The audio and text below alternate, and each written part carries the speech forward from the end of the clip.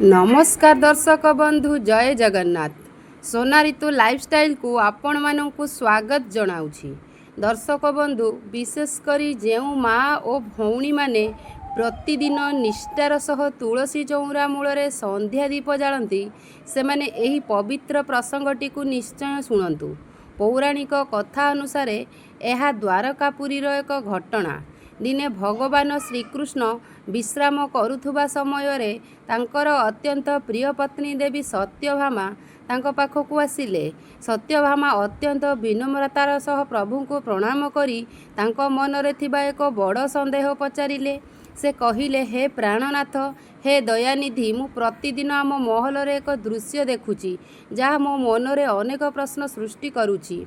मु देखुची जे आपण प्रतिदिन सकाळे उठी अत्यंत श्रद्धार सह तुलसी गछरे जल अर्पण करुछंती एवं देवी रुक्मणी प्रति संध्यारे तुलसी चौरा पाखरे नियमित भावरे दीप जालुछंती। प्रभु, एहा पछरे थिबा प्रकृत रहस्य कौन?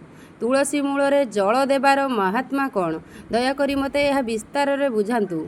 निजर प्रिय सत्यभामा मुखर एपरी सुंदर एवं महत्वपूर्ण प्रश्न शुणी भगवान श्रीकृष्ण मृदु हसिले। से अत्यंत आनंदित होई कहिले, हे देवी सत्यभामा, तुम्हें समग्र जगतर कल्याण पाई एक अत्यंत उत्तम प्रश्न पचारिछ। ध्यान देई शुण, एही पवित्र तुलसी गछ साधारण गछ नुहे। माँ तुलसी स्वयं देवी लक्ष्मींकर साक्षात अवतार।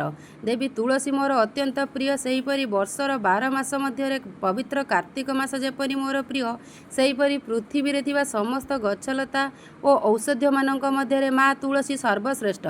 जी निष्ठा और भक्तिर सह प्रतिदिन तुलसी को जल अर्पण करे ता उपरे मोर असीम कृपा दृष्टि सर्वदा रही थाए।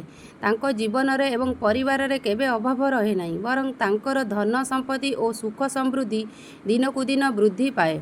हे देवी, भक्त माने जेते सुस्वादु छप्पन भोग किंबा विभिन्न प्रकारर अन्न अर्पण कले मध्य जदि सेथिरे तुलसी पत्र न थाए तेबे मु सेही भोग को कदापि ग्रहण करे नाही।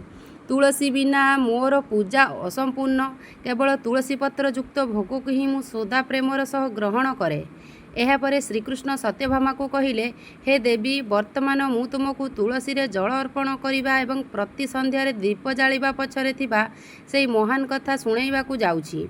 तुमे एकाग्र चित्तरे एवं मन देई एही कथा को शुण, कारण एही पवित्र कथार सबुठारु बड़ महात्म्य हेउछि जेउ स्त्री बा नारी एही कथा को आरंभरु शेष पर्यंत संपूर्ण ध्यान और भक्ति भावरे शुणिबे से आजीवन सदा सुहागिनी होई रहिबे।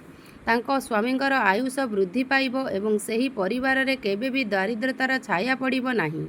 तांको घर सदा सर्वदा सुख, शांति और समृद्धि रे परिपूर्ण रहिब। भगवानक मुखरु एते सुंदर कथा एवं यार महात्म्य विषय रे जानिबा परे देवी सत्यभामांक मनरे मूल कथाटी शुणिबा पई उत्कंठा आउरी बढ़ीगला। से अत्यंत आनंदित होई कहिले, हे स्वामी, एही अपूर्व और आकर्षणीय कथा को शुणिबा पई मु अत्यंत व्याकुल होई पड़िछि। दयाकरी आपण मते सेही मुख्य कथाटी विस्तार रे शुणांतु। मु पूर्ण ध्यानर सह याकू निश्चय शुणिबी। एतिकी कथा शुणिबा परे भगवान श्रीकृष्ण निजर प्रिया देवी सत्यभामा को सेही अमृतमय तुलसी महात्म्यर दिव्य कथा शुणाइबा पई आरंभ कले। भगवान श्रीकृष्ण देवी सत्यभामा को एक पुरातन कथा शुणाई कहिले, बहु पूर्व कालर मध्य देश नामक एक स्थान रे जड़े धनी ब्राह्मण वास करुथिले। तांको नाम थिला श्याम शर्मा। से निज पत्नी सहित सेठारे बहुत खुशी रे समय बिताउथिले। ईश्वरଙ୍କ आशीर्वादरु सेही दंपतिଙ୍କ पाखरे धन संपत्तिर कौनसी अभाव नथिला। तांको पाखरे जीवन बिताइबा पई आवश्यक समस्त प्रकारर ऐश्वर्य और सुख सुविधा भरी रहिथिला। समाज रे से जने बहुत बड़ और प्रतिष्ठित व्यक्ति थिले, किंतु एते सबु सुख सुविधा थाई मध्य तांको मनरे केबे शांति नथिला। एहार एकमात्र कारण थिला जे तांकर कौनसी संतान नथिले। निजर कोल शून्य थिबारु से सबुबेले मानसिक स्तर रे बहुत दुखरे रहुतिले। निजर उत्तराधिकारी पाइबा अर्थात संतान प्राप्तिर आशारे से निज जीवन रे अनेक प्रकारर प्रयास करिथिले। दुखी और गरीब लोक माननकु से अनेक दान धर्म करिथिले। देवता माननकु संतुष्ट करिबा पई अनेक पूजा पाठ मध्य करिथिले। केवल सेतिकी नुहे, से विभिन्न स्थानरू बड़ बड़ वैद्य माननकु डकाई अनेक प्रकारर औषध और चिकित्सा मध्य ग्रहण करिथिले। तथापि तांकर एही समस्त प्रयास संपूर्ण भावे विफल होइथिला। ତଥାପି ତାଙ୍କୁ ସନ୍ତାନ ସୁଖ ମିଳିପାରିଲା ନାହିଁ। ସେ ସର୍ବଦା ନିରାଶ ଓ ଦୁଃଖିତ ରହୁଥିଲେ। ଦିନେ ଶ୍ୟାମ ଶର୍ମା ନିଜର ଏହି କଷ୍ଟର କାରଣ ଜାଣିବା ପାଇଁ ମହାମୁନି ବଶିଷ୍ଠଙ୍କ ଆଶ୍ରମରେ ଯାଇ ପହଞ୍ଚିଲେ। ଆଶ୍ରମରେ ପହଞ୍ଚିବା ପରେ ମହାମୁନି ବଶିଷ୍ଠ ତାଙ୍କୁ ବହୁତ ସ୍ନେହ ଓ ଆଦରର ସହିତ ସ୍ୱାଗତ କଲେ ଏବଂ ତାଙ୍କର କୁଶଳ ମଙ୍ଗଳ ବିଷୟରେ ପଚାରି ବୁଝିଲେ। ମୁନି ବଶିଷ୍ଠଙ୍କ ଆଶ୍ରମରେ ପହଞ୍ଚିବା ପରେ ଶ୍ୟାମ ଶର୍ମା ଆଉ ନିଜର ଦୁଃଖକୁ ଅଟକାଇ ପାରିଲେ ନାହିଁ। ସେ ଅତ୍ୟନ୍ତ ନମ୍ରତାର ସହିତ ହାତ ଯୋଡ଼ି କହିଲେ, ହେ ମୁନି, ମୁଁ ବହୁତ ଦୁଃଖରେ ଭାଙ୍ଗି ପଡ଼ିଛି। ମୋର କୌଣସି ସନ୍ତାନ ନାହାନ୍ତି। ସନ୍ତାନଟିଏ ନଥିଲେ ମୋର ମୃତ୍ୟୁ ପରେ ମୋତେ ମୋକ୍ଷ ବା ଉଦ୍ଧାର କିପରି ମିଳିବ? ମୋର ପିଣ୍ଡଦାନ କିଏ କରିବ? ମୁଁ ପିତା ହେବା ପାଇଁ ସବୁ ପ୍ରକାରର ଦାନ ଧର୍ମ ଏବଂ ଯଜ୍ଞ କରିସାରିଛି, କିନ୍ତୁ କୌଣସି ସଫଳତା ମିଳିଲା ନାହିଁ। ଦୟାକରି ଆପଣ ମୋତେ କୁହନ୍ତୁ, ମୋ ଭାଗ୍ୟରେ ପୁତ୍ର ପ୍ରାପ୍ତିର ଯୋଗ କାହିଁକି ନାହିଁ? କ'ଣ ଜାଣତରେ ବା ଅଜାଣତରେ ମୋ ଦ୍ୱାରା ଏମିତି କୌଣସି ମହାପାପ ହୋଇଯାଇଛି ଯାହାର ଭୟଙ୍କର ଫଳ ମୋତେ ଆଜି ଏହି ଜନ୍ମରେ ଭୋଗିବାକୁ ପଡ଼ୁଛି? ଶ୍ୟାମ ଶର୍ମାଙ୍କର ଏହି କଥା ଶୁଣି ମହାମୁନି ବଶିଷ୍ଠ ଆଖି ବନ୍ଦ କରି ଧ୍ୟାନରେ ବସିଲେ ଏବଂ ନିଜର ଦିବ୍ୟ ଦୃଷ୍ଟି ପ୍ରୟୋଗ କଲେ। ନିଜର ଅଲୌକିକ ଶକ୍ତି ବଳରେ ସେ ଶ୍ୟାମ ଶର୍ମାଙ୍କର ପୂର୍ବଜନ୍ମର ସମସ୍ତ ଘଟଣାକୁ ସ୍ପଷ୍ଟ ଭାବରେ ଦେଖିପାରିଲେ। ଦର୍ଶକ ବନ୍ଧୁ, ଧ୍ୟାନରୁ ଉଠିବା ପରେ ମୁନି ବଶିଷ୍ଠ ତାଙ୍କୁ କହିଲେ କି, ହେ ବତ୍ସ, ତୁମକୁ ସନ୍ତାନ ସୁଖ ନ ମିଳିବାର ପ୍ରକୃତ କାରଣ ହେଉଛି ତୁମର ପୂର୍ବଜନ୍ମର କର୍ମ। ପୂର୍ବଜନ୍ମରେ ତୁମ ଦ୍ୱାରା ଏମିତି ଏକ ବଡ଼ ଏବଂ ମହା ଭୟଙ୍କର ପାପ ହୋଇଯାଇଥିଲା ଯେଉଁଥିପାଇଁ ଏହି ଜନ୍ମରେ ତୁମେ ଏତେ କଷ୍ଟ ପାଉଛ ଏବଂ ସନ୍ତାନହୀନ ହୋଇ ରହିଛ। ଏହି କଥା ଶୁଣି ଶ୍ୟାମ ଶର୍ମା ଆଶ୍ଚର୍ଯ୍ୟ ହୋଇଗଲେ ଏବଂ ବ୍ୟାକୁଳ ହୋଇ ଅନୁରୋଧ କରି ପଚାରିଲେ ଯେ, ହେ ମହାମୁନି, ଦୟାକରି ମୋତେ ସେହି ପାପ ବିଷୟରେ ସବିଶେଷ ଜଣାନ୍ତୁ। ପୂର୍ବଜନ୍ମରେ ମୁଁ କେଉଁ ଅପରାଧ କରିଥିଲି ଏବଂ ବର୍ତ୍ତମାନ ସେହି ପାପରୁ ମୁକ୍ତ ହେବା ପାଇଁ ମୋତେ କେଉଁ ସଠିକ୍ ଉପାୟକୁ ଅବଲମ୍ବନ କରିବାକୁ ପଡ଼ିବ? ଦର୍ଶକ ବନ୍ଧୁ, ଦୟାକରି ଯଦି ଆମ ଚ୍ୟାନେଲରେ ନୂଆ ଥିବେ ତେବେ ଚ୍ୟାନେଲଟିକୁ ସବସ୍କ୍ରାଇବ୍ କରିବାକୁ ଭୁଲିବେ ନାହିଁ। ଆସନ୍ତୁ ଭିଡ଼ିଓ ମାଧ୍ୟମକୁ ଯିବା। ତାଙ୍କର ପ୍ରଶ୍ନ ଶୁଣି ମହାମୁନି ବଶିଷ୍ଠ କହିଲେ, ହେ ବତ୍ସ, ତୁମେ ପୂର୍ବଜନ୍ମରେ କରିଥିବା ସେହି ଅପରାଧ ବିଷୟରେ ମୁଁ ତୁମକୁ କହୁଛି, ଧ୍ୟାନ ଦେଇ ଶୁଣ। ପୂର୍ବଜନ୍ମରେ ମଧ୍ୟ ତୁମେ ଜଣେ ବୈଶ୍ୟ ଥିଲ, କିନ୍ତୁ ସେତେବେଳେ ତୁମେ ଅତ୍ୟନ୍ତ ଅହଙ୍କାରୀ ଓ ଗର୍ବୀ ସ୍ୱଭାବର ବ୍ୟକ୍ତି ଥିଲ। ମହାମୁନି ବଶିଷ୍ଠ ନିଜର ଦିବ୍ୟ ଦୃଷ୍ଟିରୁ ସବୁ କିଛି ଜାଣିପାରି ଶ୍ୟାମ ଶର୍ମାଙ୍କୁ ତାଙ୍କ ପୂର୍ବଜନ୍ମର କଥା ବିସ୍ତାରରେ ବର୍ଣ୍ଣନା କରିବାକୁ ଲାଗିଲେ। ସେ କହିଲେ, ହେ ଶ୍ୟାମ ଶର୍ମା, ପୂର୍ବଜନ୍ମରେ ତୁମେ ଏକ ଅତ୍ୟନ୍ତ ଧନୀ ତଥା ସମ୍ଭ୍ରାନ୍ତ ବୈଶ୍ୟ ପରିବାରରେ ଜନ୍ମଗ୍ରହଣ କରିଥିଲ। ତୁମ ପାଖରେ ପ୍ରଚୁର ଧନ ସମ୍ପତ୍ତି ଏବଂ ବୈଭବ ଥିଲା, କିନ୍ତୁ ଅତ୍ୟଧିକ ଅହଙ୍କାର ଓ ଗର୍ବ ତୁମ ମନକୁ ଆଚ୍ଛାଦିତ କରି ରଖିଥିଲା। ଅହଙ୍କାର ତୁମେ ମନକୁ ସମ୍ପୂର୍ଣ୍ଣ ଆଚ୍ଛାଦିତ କରିଦେଇଥିଲା। ତୁମେ ଦୟା, କ୍ଷମା ଓ କରୁଣା ଭଳି ସମସ୍ତ ସଦ୍ଗୁଣକୁ ସମ୍ପୂର୍ଣ୍ଣ ରୂପେ ଭୁଲି ଯାଇଥିଲ। ସେହି ସମୟରେ ତୁମେ ଗୋମାତାଙ୍କ ପ୍ରତି ଏପରି ନିଷ୍ଠୁର ଆଚରଣ କରିଥିଲ ଯାହା ଏକ ମହାପାପ ଥିଲା। ମୁନି ଆହୁରି କହିଲେ, ଦିନକର ଘଟଣା, ଗୋଟିଏ ଅସହାୟ ଗାଈ ପ୍ରବଳ ଭୋକ ଏବଂ ଶୋଷରେ ଆତୁର ହୋଇ ତୁମ ଘରଦ୍ୱାର ସମ୍ମୁଖରେ ଆସି ପହଞ୍ଚିଲା। ସେହି ଗୋମାତାଟି ସେତେବେଳେ ସଦ୍ୟ ଗୋଟିଏ ବାଛୁରୀକୁ ଜନ୍ମ ଦେଇଥିଲା, ତେଣୁ ସେ ଶାରୀରିକ ସ୍ତରରେ ଅତ୍ୟନ୍ତ ଦୁର୍ବଳ ଥିଲା ଏବଂ ବଞ୍ଚିବା ପାଇଁ ତା ଶରୀରରେ ଖାଦ୍ୟ ଓ ଜଳର ନିତାନ୍ତ ଆବଶ୍ୟକତା ଥିଲା।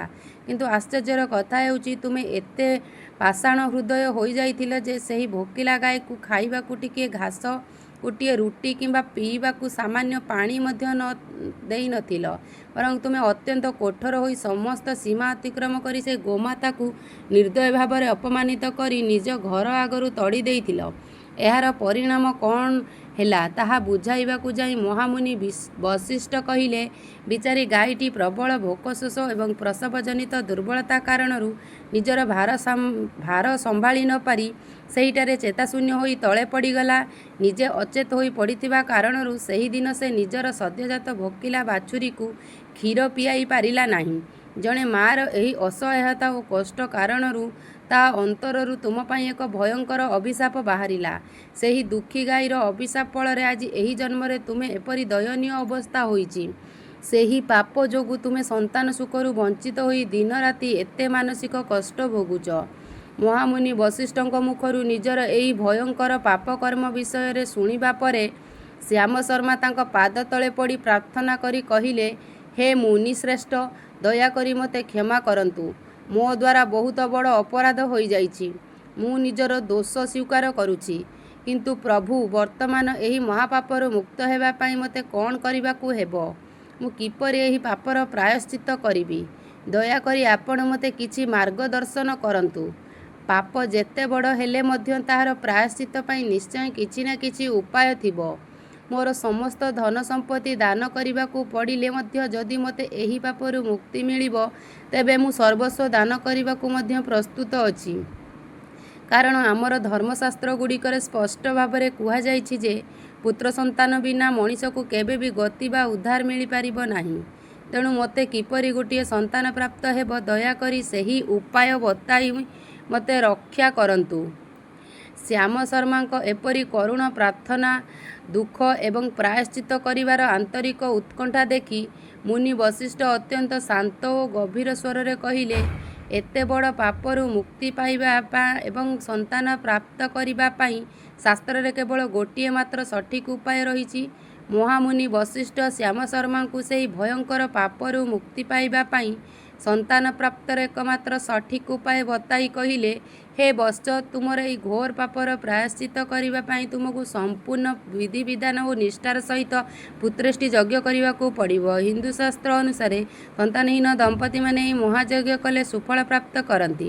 କିନ୍ତୁ କେବଳ ଯଜ୍ଞ କଲେ ହେବ ନାହିଁ। ଯଜ୍ଞ ସମ୍ପନ୍ନ ହେବା ପରେ ତୁମକୁ ନିମନ୍ତ୍ରିତ ସମସ୍ତ ବ୍ରାହ୍ମଣ ଓ ଋଷିମାନଙ୍କୁ ସମ୍ମାନର ସହ ଆସନରେ ବସାଇ ସୁସ୍ୱାଦୁ ଭୋଜନ କରାଇବାକୁ ହେବ। ଏହା ସହିତ ସେମାନଙ୍କୁ ନୂତନ ବସ୍ତ୍ର ଏବଂ ବିଶେଷ କରି ଗୋଦାନ ଅର୍ଥାତ୍ ଗାଈ ଦାନ କରିବାକୁ ପଡ଼ିବ। ଯେହେତୁ ତୁମେ ପୂର୍ବ ଜନ୍ମରେ ଏକ ଭୋକିଲା ଗୋମାତାକୁ କଷ୍ଟ ଦେଇଥିଲ ଏବଂ ଅପମାନିତ କରିଥିଲ, ତେଣୁ ବ୍ରାହ୍ମଣମାନଙ୍କୁ ଶ୍ରଦ୍ଧାର ସହ ଗୋଦାନ କଲେ ହିଁ ତୁମର ସେହି ପାପର ଖଣ୍ଡନ ହେବ ଏବଂ ତୁମେ ସେହି ଅଭିଶାପରୁ ସବୁଦିନ ପାଇଁ ମୁକ୍ତି ପାଇପାରିବ।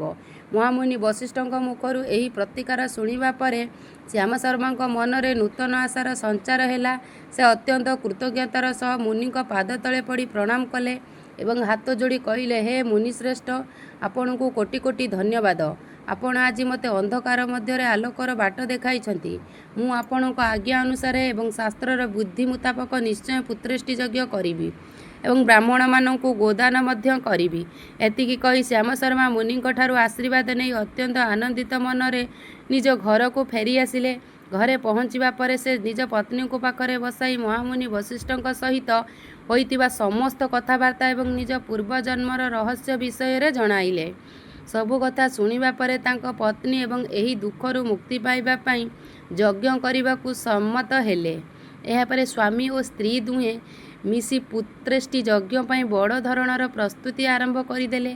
ଦୂରଦୂରାନ୍ତରୁ ଅନେକ ଋଷିମାନେ ଏବଂ ବ୍ରାହ୍ମଣମାନଙ୍କୁ ସମ୍ମାନର ନିମନ୍ତ୍ରଣ କରାଗଲା। ନିର୍ଦ୍ଧାରିତ ଶୁଭ ଦିନରେ ବୈଦିକ ମନ୍ତ୍ର ଉଚ୍ଚାରଣ ସହିତ ଶ୍ୟାମ ଶର୍ମା ନିଜ ପତ୍ନୀଙ୍କ ସହ ମିଶି ପୁତ୍ରେଷ୍ଟି ଯଜ୍ଞ ସମ୍ପନ୍ନ କଲେ। ଯଜ୍ଞ ଶେଷ ହେବା ପରେ ଆସିଥିବା ସମସ୍ତ ଋଷିମାନେ ଓ ବ୍ରାହ୍ମଣମାନଙ୍କୁ ସୁସ୍ୱାଦୁ ଭୋଜନ କରାଗଲା ଏବଂ ସେମାନଙ୍କୁ ସନ୍ତୁଷ୍ଟ କରିବା ପାଇଁ ନୂତନ ବସ୍ତ୍ର ସହିତ ଅନେକ ସୁସ୍ଥ ଗାଈ ଦାନ ସ୍ୱରୂପ ପ୍ରଦାନ କରାଗଲା। ଯଜ୍ଞର ଫଳ ଏବଂ ବ୍ରାହ୍ମଣମାନଙ୍କ ଆଶୀର୍ବାଦ ବଳରେ ଏକ ଅଲୌକିକ ଘଟଣା ଘଟିଲା। ହଠାତ୍ ସେହି ପବିତ୍ର ଯଜ୍ଞ ଅଗ୍ନି ମଧ୍ୟରୁ ସ୍ୱୟଂ ଅଗ୍ନିଦେବ ନିଜର ଦିବ୍ୟ ସ୍ୱରୂପରେ ପ୍ରକଟ ହେଲେ। ଅଗ୍ନିଦେବଙ୍କର ସାକ୍ଷାତ ଦର୍ଶନ କରି ଶ୍ୟାମ ଶର୍ମା ଏବଂ ସେଠାରେ ଉପସ୍ଥିତ ଥିବା ସମସ୍ତେ ଆଶ୍ଚର୍ଯ୍ୟଚକିତ ହୋଇଗଲେ। ଅଗ୍ନିଦେବ ପ୍ରସନ୍ନ ମୁଦ୍ରାରେ ଶ୍ୟାମ ଶର୍ମାଙ୍କୁ କହିଲେ, ହେ ଶ୍ୟାମ ଶର୍ମା, ଆଜି ତୁମର ଭକ୍ତି, ନିଷ୍ଠା ଏବଂ ଏହି ଯଜ୍ଞ ସଫଳ ହୋଇଛି। ତୁମେ ସନ୍ତାନ ପ୍ରାପ୍ତିର ଯେଉଁ କାମନା ନେଇ ଏହି ଯଜ୍ଞ କରିଥିଲ, ତାହା ପୂରଣ ହେବାକୁ ଯାଉଛି। ମୋର ଆଶୀର୍ବାଦରୁ ତୁମ ପତ୍ନୀଙ୍କ ଗର୍ଭରୁ ଏକ ସୁନ୍ଦର ଓ ସୁଶୀଳ ପୁତ୍ର ଜନ୍ମଗ୍ରହଣ କରିବ। କିନ୍ତୁ ଏହା ସହିତ ମୁଁ ତୁମକୁ ଏକ ଦୁଃଖର କଥା ମଧ୍ୟ ଜଣାଉଛି। ତୁମର ସେହି ପୁତ୍ରର ଆୟୁଷ ବହୁତ କମ୍ ରହିବ। ସେ କେବଳ 18 ବର୍ଷ ପର୍ଯ୍ୟନ୍ତ ଏହି ପୃଥିବୀରେ ବଞ୍ଚିବ ଏବଂ 18 ବର୍ଷ ବୟସ ପୂରଣ ହେବା ମାତ୍ରେ ତାହାର ମୃତ୍ୟୁ ଘଟିବ। ଏତିକି କଥା କହି ପରେ ଅଗ୍ନିଦେବ ସେଠାରୁ ଅନ୍ତର୍ଦ୍ଧାନ ହୋଇଗଲେ। ଯଜ୍ଞର ସଫଳତା ଏବଂ ସ୍ୱୟଂ ଅଗ୍ନିଦେବଙ୍କ ମୁଖରୁ ପୁତ୍ର ପ୍ରାପ୍ତିର ବରଦାନ ଶୁଣି ଶ୍ୟାମ ଶର୍ମା ପ୍ରଥମେ ବହୁତ ଆନନ୍ଦିତ ହେଲେ। କିନ୍ତୁ ପର ମୁହୂର୍ତ୍ତରେ ପୁଅର ଅଳ୍ପ ଆୟୁଷର କଥା ମନେ ପଡ଼ିବାରୁ ତାଙ୍କ ମନରେ ଖୁସି ଓ ଦୁଃଖର ଏକ ଅଦ୍ଭୁତ ସଂଘର୍ଷ ଆରମ୍ଭ ହୋଇଗଲା। ବହୁତ ସମୟ ଧରି ଗମ୍ଭୀର ଭାବରେ ଚିନ୍ତା କରିବା ପରେ ଶ୍ୟାମ ଶର୍ମା ନିଜ ମନକୁ ବୁଝାଇଲେ, ସମ୍ପୂର୍ଣ୍ଣ ନିଃସନ୍ତାନ ହୋଇ ଜୀବନସାରା ସମାଜରେ ନିନ୍ଦା ଓ ଅପବାଦ ଶୁଣିବା ଏବଂ ମୃତ୍ୟୁ ପରେ ପିଣ୍ଡଦାନରୁ ବଞ୍ଚିତ ହେବା ଅପେକ୍ଷା ଅଳ୍ପ ଆୟୁଷ ଥିବା ପୁତ୍ରଟିଏ ପାଇବା ଅଧିକ ଭଲ। ଅନ୍ତତଃପକ୍ଷେ ସେ ପିତା ବୋଲି ଡାକିବ ଏବଂ କିଛି ବର୍ଷ ପାଇଁ ହେଲେ ମଧ୍ୟ ମୋତେ ସନ୍ତାନ ସୁଖ ମିଳିପାରିବ। ମନରେ ଏହିପରି ସକାରାତ୍ମକ ଚିନ୍ତା ଆଣି ସେ ସବୁକିଛି ଭଗବାନଙ୍କ ଉପରେ ଛାଡ଼ିଦେଲେ ଏବଂ ପୂର୍ବପରି ନିଜର ଦୈନନ୍ଦିନ କାର୍ଯ୍ୟ ତଥା ବ୍ୟବସାୟରେ ମନୋନିବେଶ କଲେ। ଯଜ୍ଞର ଅପୂର୍ବ ପୁଣ୍ୟଫଳ ଏବଂ ସ୍ୱୟଂ ଅଗ୍ନିଦେବଙ୍କର ଦିବ୍ୟ ଆଶୀର୍ବାଦ ପ୍ରାପ୍ତ ହେବାର କିଛି ଦିନ ପରେ ଶ୍ୟାମ ଶର୍ମାଙ୍କ ଘରେ ଆନନ୍ଦ ଓ ଖୁସିର ଲହରୀ ଖେଳିଗଲା। ତାଙ୍କ ପତ୍ନୀ ଗର୍ଭବତୀ ହେଲେ। ଏହି ଖୁସି ଖବର ପାଇବା ମାତ୍ରେ ଦମ୍ପତିଙ୍କ ମନରେ ଥିବା ବର୍ଷ ବର୍ଷର ନିରାଶା ଦୂର ହୋଇଗଲା। ଦର୍ଶକ ବନ୍ଧୁ, ଏହି ଭିଡ଼ିଓଟିର ପାର୍ଟ 2ଟି ଆମେ ପରବର୍ତ୍ତୀ ଭିଡ଼ିଓରେ ଦେଖିବା। ଭିଡ଼ିଓଟିକୁ ଏଇଠାରେ ଶେଷ କରୁ।